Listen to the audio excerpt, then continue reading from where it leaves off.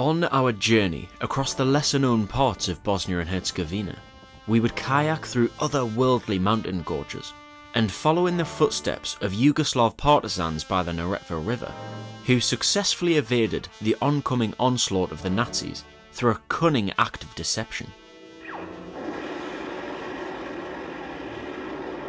And then, after almost getting stuck in the town of Jablanica, we would eventually detour to Mostar, before finally heading to our destination of Trebinje. And so, this is where part 3 begins. The finale of this mini Lost in Bosnia series. We arrive in a city which we had never heard of, but would soon discover as one of Europe's finest hidden gems.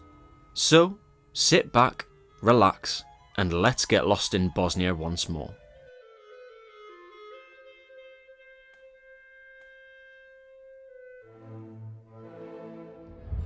Now, as you can see, behind me here I have got the most amazing view, but there's a slight problem. I'm lost in Bosnia again. I'm in a city called Trebinje, which a few weeks ago I'd never even heard of. And to be honest, before coming I hadn't even checked what there is to do or what the place even looks like, but I can say from yesterday I am very pleasantly surprised and it looks beautiful. Anyway, let's go and explore, shall we? Let's go.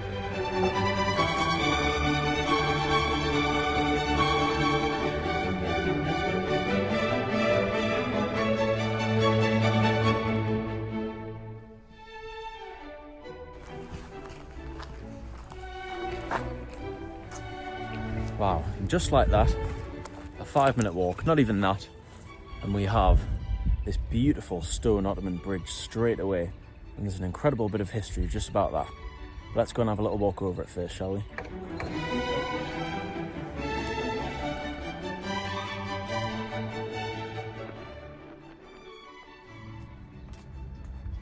Wow, so here we are. I don't know how to say it. I think it's Arslanagić Bridge, which, like I say, is an Ottoman bridge which was built in the late 16th century, I think. But one of the first things we noticed, Ayla, do you want to come on camera and say hello? Hi! One of the first things we noticed when we arrived in Trebinje was the riverside. It's beautiful, isn't it? It's so pretty. It's so pretty and green and quiet. And the water's so clear as well. Yeah, and as you can see, there is next to nobody here. When it was built, it was actually a lot further that way. Now, the reason why it was moved is I believe in the 70s there was a big hydroelectric power plant or dam built up that way, and a big reservoir was made. So this bridge had to be moved over to here. And then also, supposedly, the bridge was renamed to Trebinje Bridge. I think I'll insert the name there or there. And the reason why it was changed was to give it a Serbian sounding name so that during the war it wasn't destroyed. So yeah, another interesting bit of history. But it really is just so peaceful and it's so quiet. Really didn't expect Trebinje to be this beautiful, and as I'll show you as we go into the old town, it gets better. And also, if I turn you around, up there we've got an Orthodox church just sat on top of the hill, which no doubt we'll head up at some point. Maybe a sunrise or a sunset, what do you think? Yeah, sunset. Sunset, I think. But it's a bit cooler. The sun will be setting over there, so we've got that to look forward to as well. But anyway, I'm going to stop waffling as always. It's probably been about 2 minutes. Love the sound of my own voice, don't I? Anyway, let's head over that way.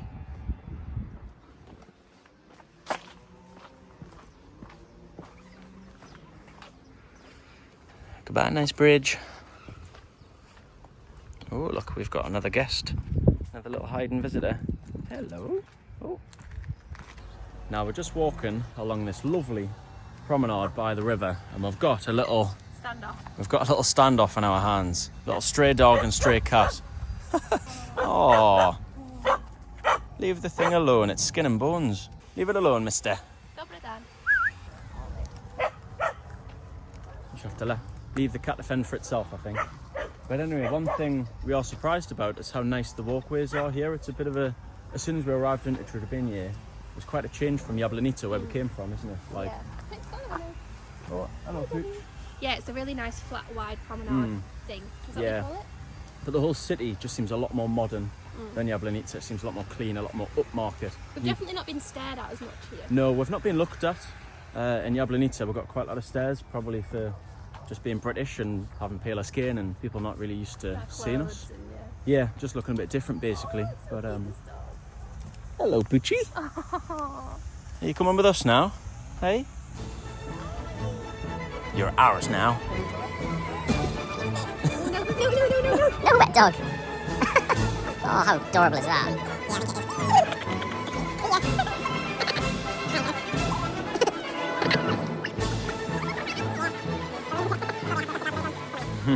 What will we call him? Oreo. Oreo. That's a good name. But we've also got this cool little Wow. watermill right here. You can see we've got one just there on the other side as well. But there's also, like I was saying, it being a lot more modern and upmarket. There's loads of nice sort of villas and hotels and apartments. And there's also a lot of building work going on, even by our apartment as well. So yeah, it definitely is quite a change from where we just were. Anyway, we're only a few minutes away now from the old town. I'll stop waffling again. Another cat. Go on, go and get it.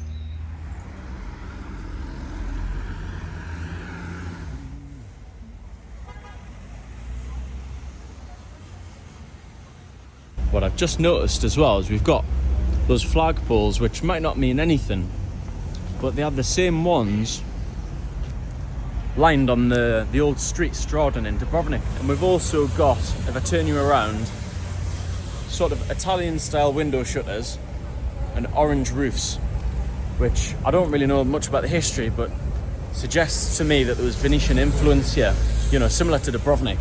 You see the sort of limestone and, like I say, the Italian style shutters. And Dubrovnik's an incredible place and it's close to here. So also the same way, if you're in Dubrovnik or visiting Dubrovnik, you can also visit Trebinje quite easily. You can also visit Mostar quite easily. So there's a lot of gems around that area: Mostar, Dubrovnik, Trebinje, Kotor, Tivat. All those places are well worth visiting, and they're all kind of within the same web, if you like. They're all pretty easily travelable and well connected. So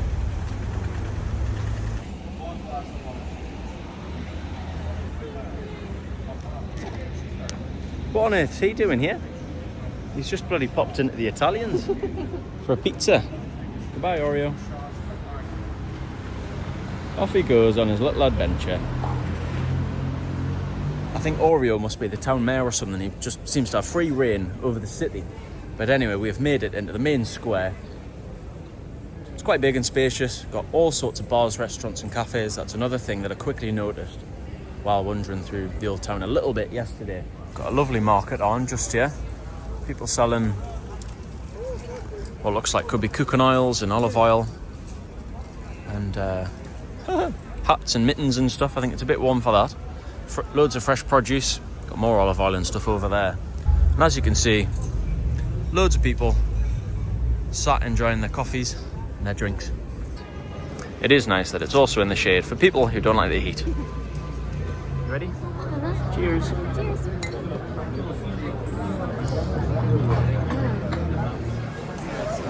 There we are. We've just had our drinks and a little rest for half an hour or so, 45 minutes. And another thing I've noticed here, we're in a different part of Bosnia, basically called Republika Srpska.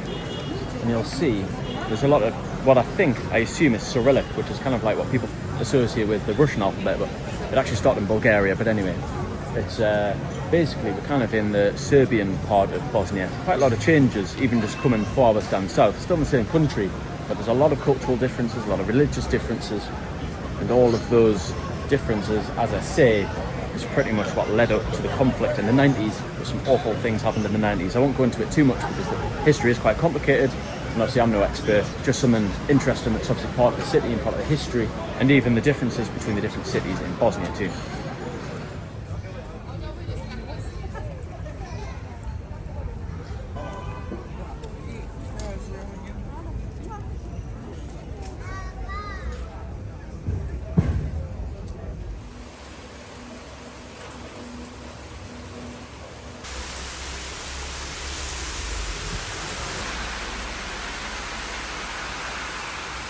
Oh my god, what is going on with this Bosnian weather? First we had it in Mostar, torrential downpours, and now here in Trebinje, but honestly it's been pretty much non-stop rain for about 18 hours, so we've been trapped in the apartment. We've just managed to get out now because the sun's came out. Whether or not it starts raining again, who knows? but it's going to be a pretty chill day. So yeah, we'll see what we find. Let's head on our way.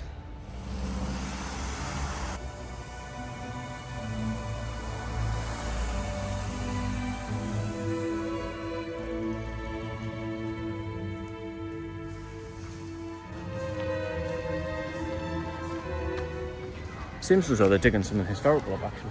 Yeah, that's great. Oh, it is. Looks like quite a nice little area that we've stumbled upon here. But as you can see, seems as though they're digging something historical up, actually. So we'll let them off. Yeah, it seems like a nice little part. We didn't really know this existed. We just stumbled upon it. Let's see what's around.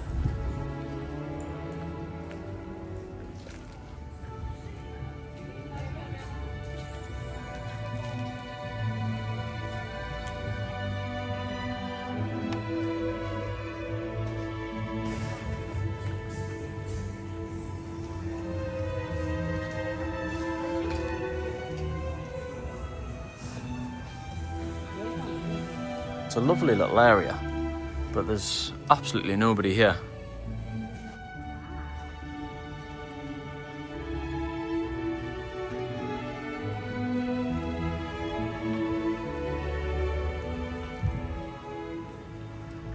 Ayla's just found herself a new little best friend, and we've stumbled upon this really strange old little car. Now, I don't know if this is like an old Yugoslavian model, but if anybody has any idea what this car is, let me know down in the comments. I've searched Google Maps, and nothing's coming up. She thinks it's a modified Mini. I think it's probably like an old Yugoslavian model. And the tyres are looking a little bit tired.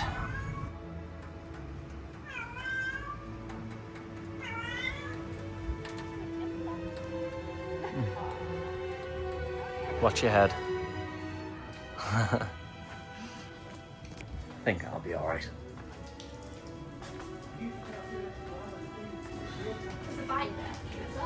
Ah, very funny.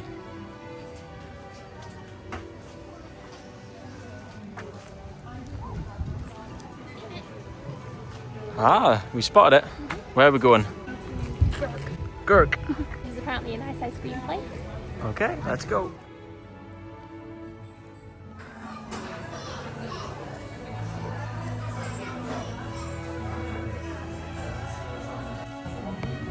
Bon appetit.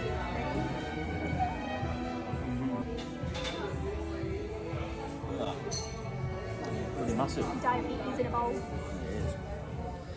Right, cue the controversial statements. What would you rate that out of 10? 4.5.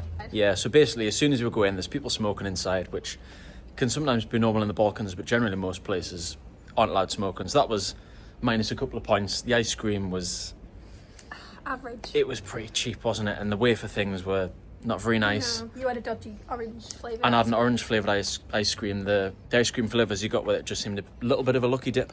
But it was, what, €6 for both of those big things? It was cheap. Which is like £5.50. But I've come out dissatisfied. Yeah, me too. And they didn't let us sit outside. We asked because of the smoke and they didn't let us, so...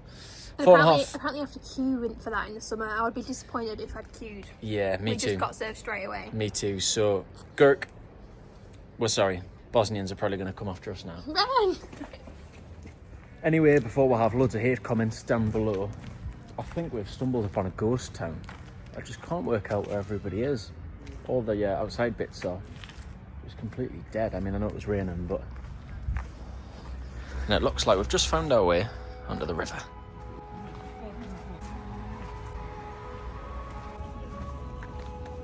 Wow.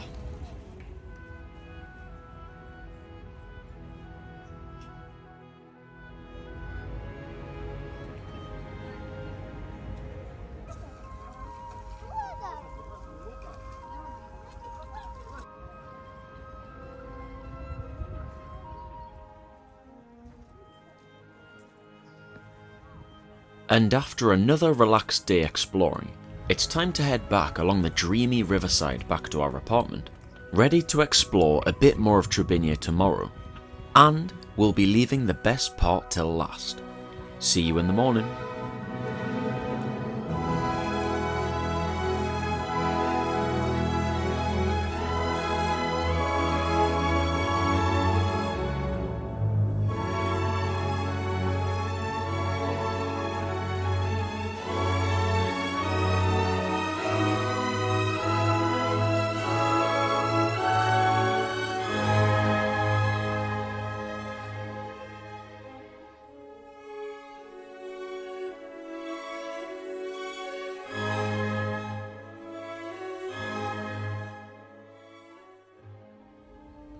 The next day started off slow, with an early morning wander through the town's lovely parks and green spaces once more. I've got to say, one of my favourite things about Trebinje is that it is so green and the nature just feels so rejuvenating.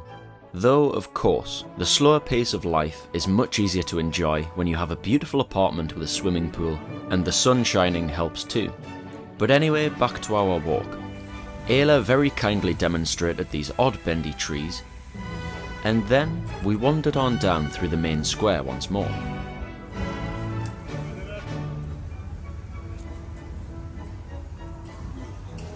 There was also this really beautiful fountain that I annoyingly didn't get any landscape pictures or videos of.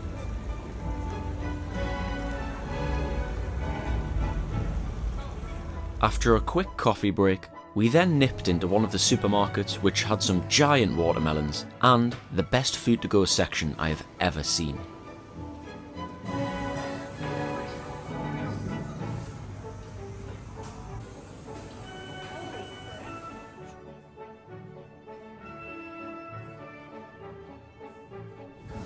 Just got a little bit of a feeling that they like cheese, processed meats. With breakfast and lunch sorted, we're ready for another chill day in the glorious sunshine with these incredible views. We've just had the most lovely day relaxing by the pool, but now it's time to go and see one of Trebinje's top attractions. Let's go.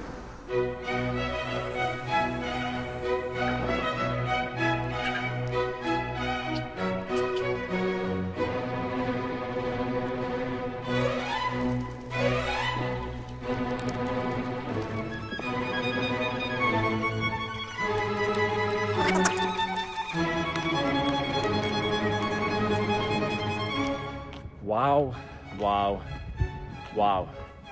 Take a look at these views by me now. This was worth the sweat.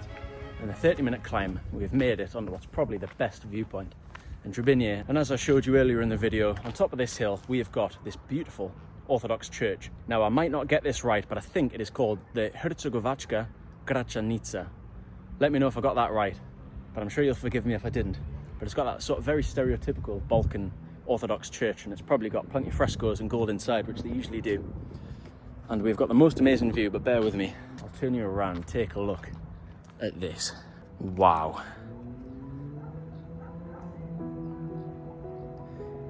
Absolutely incredible view. Just over there you can see the old Ottoman bridge. I'll just get a zoom in.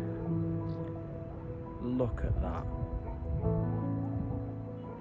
Anyway, we're up here to watch the sunset. I think it's going to be a special one. Cue the B-roll.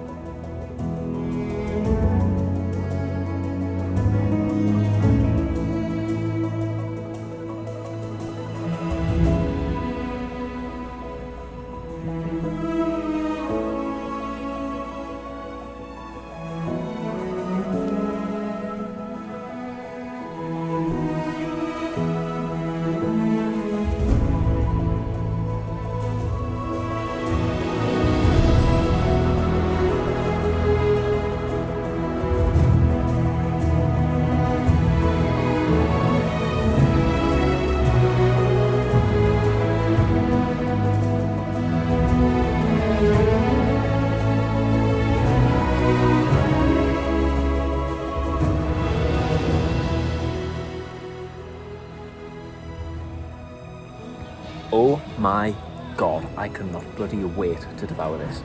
I've earned this. And just before we round off, I quickly wanted to say, if you haven't already watched the first 2 episodes of this Lost in Bosnia series, they'll be linked at the end of this video. But also, if you have enjoyed this series, I have a similar but far longer one called Lost in Europe, where I explore tons of interesting, quirky and beautiful places across the likes of Romania, Bulgaria, North Macedonia and Albania. I'll link this Lost in Europe playlist at the end of this video too.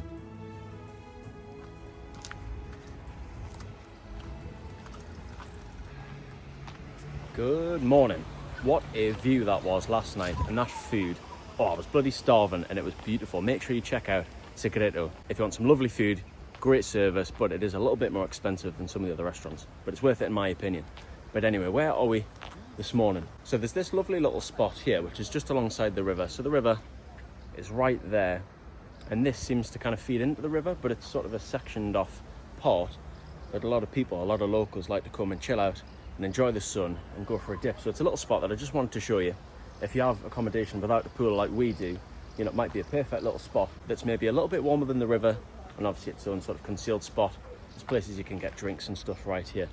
But anyway, I am going to end the video here, which brings our wonderful time in Trebinje to a close. What a city. Definitely underrated. Like I say, I had no expectations for the place, but I've been really quite pleasantly surprised. I don't think there's a great deal to see and do, but if you want a cheap, relaxing place to come and stay with lots of greenery, beautiful water and rivers, and lots of places to eat and drink, and a lovely old town as well, then it's a great place to come and spend some time. Anyway, thanks so much for watching. Take care. Goodbye.